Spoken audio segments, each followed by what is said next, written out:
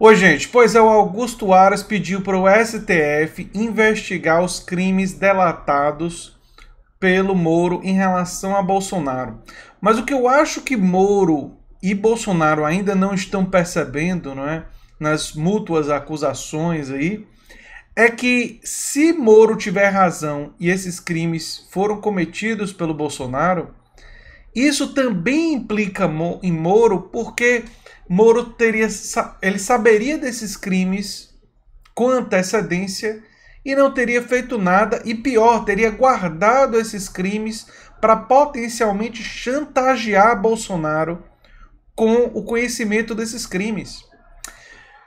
O que significa um crime em si próprio. Também é um crime.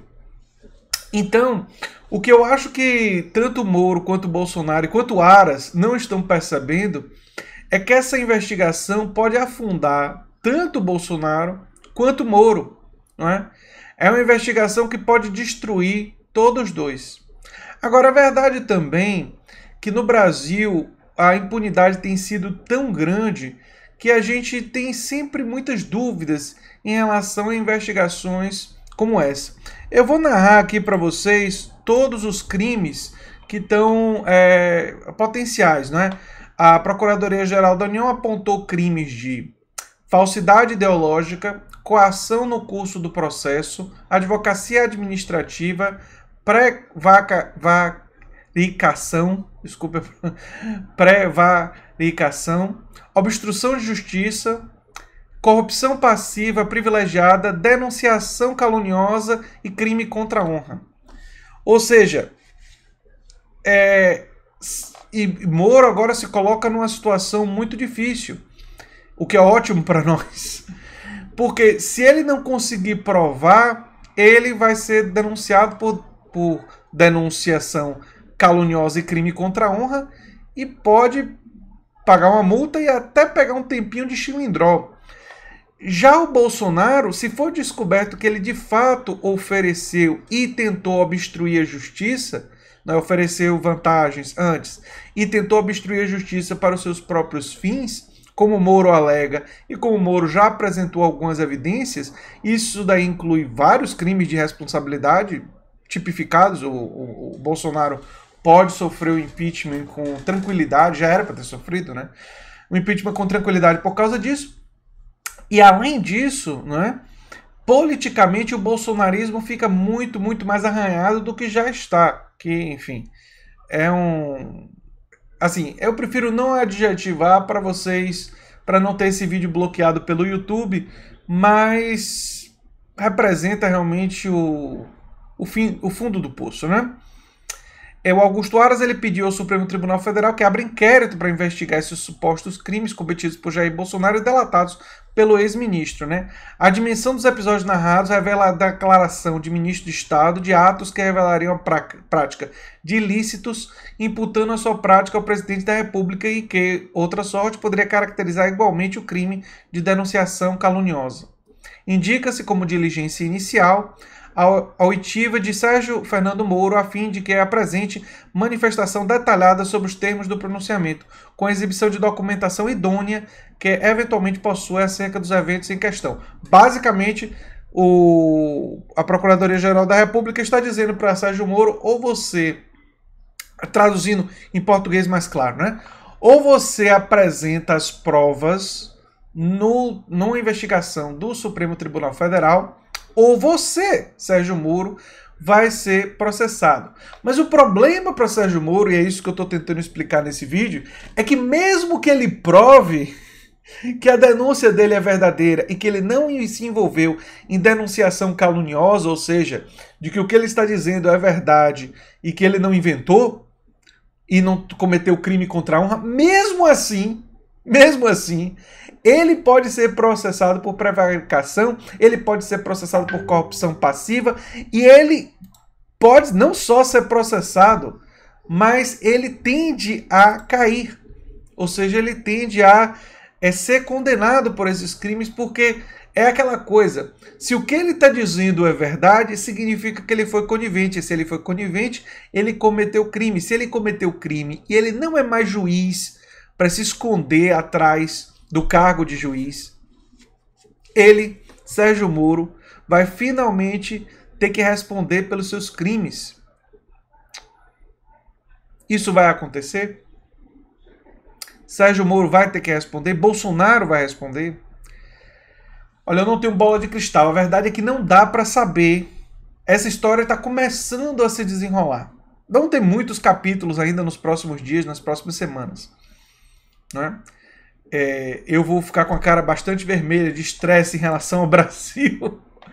Não é? Vou ter muita coceira aqui. Né? Vou ter muito tempo para me coçar de raiva e de revolta, de indignação em relação a esse povo. Mas o fato é que nós não sabemos ainda para onde essa justiça vai pender. Só que se nós formos frios na letra da lei, e é sobre isso que eu tenho lido nos últimos... desde ontem para hoje eu tenho lido sobre isso, tenho tentado me informar sobre isso. Pela letra da lei, uma análise fria, ou seja, não pensando na corrupção dos juízes... abstraindo tudo isso, né, que a gente sabe que faz parte da nossa vida aqui no Brasil e que pode significar que Bolsonaro ou Moro, ou os dois, escapem de punição.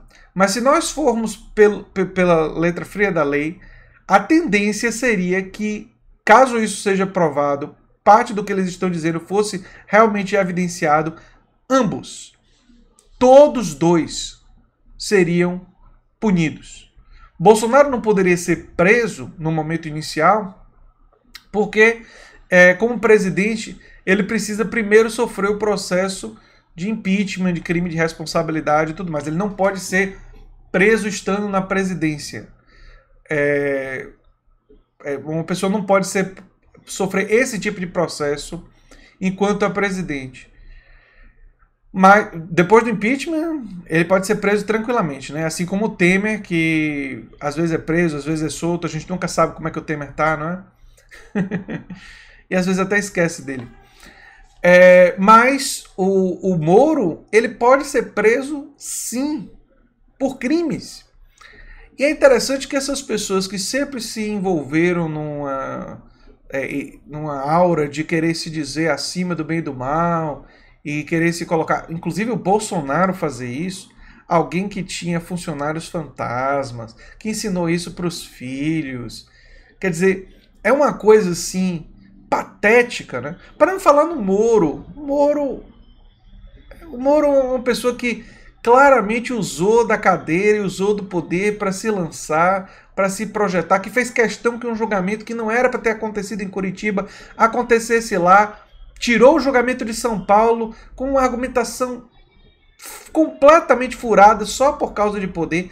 Quer dizer, essas duas pessoas que representam o que há de pior na política brasileira. Algumas pessoas nos comentários têm dito assim, eles são farinha do mesmo saco.